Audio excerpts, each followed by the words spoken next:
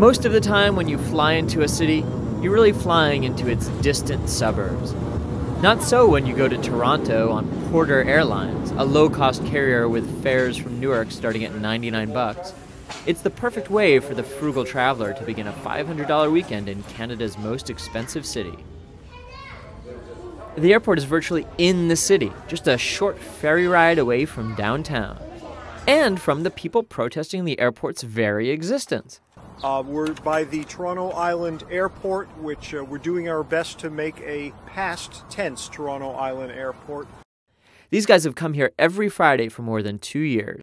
Short haul flights, I mean, we're a luxury that we can, as a human species, can no longer really afford because of climate change.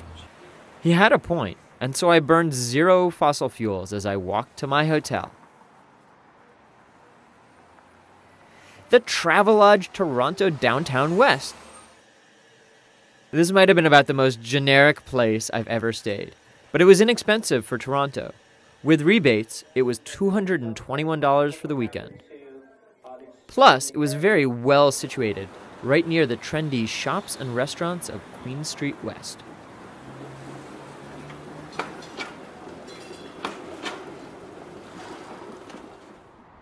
Throughout the weekend, I tried simply to soak up the life of the city. The old buildings and historic sites, the parks, and the surprising moments of beauty you stumble across in an urban environment. The contrasts of the multicultural neighborhoods also really struck me. Here we have an Italian kitchen supply company, a Cape Verdean restaurant, a Portuguese fish market, a Vietnamese pool hall, and a strip club, all right next to each other. When I got hungry, I ate frugally, Toronto style. Can I get a hot dog, please? Pickles, chilies, olives. You don't find all these toppings in New York, not for $2.50.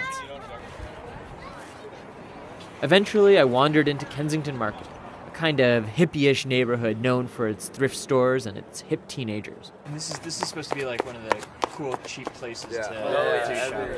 What? How cheap is cheap?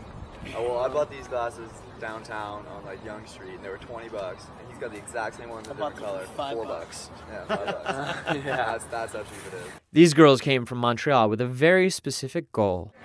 Like, this is like the hockey team in Toronto, And we are like the Montreal Canadian, the hockey team in Montreal, and we want to buy this to burn it.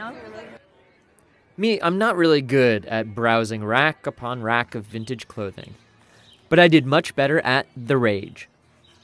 The Rage is a fever to create, unavoidable to make because you have to, and we sell all local artists. Unknown, most of these people are younger women with full-time jobs, and they make because they love to. Are they making from scratch, or are they transforming old pieces? It's a combination of both.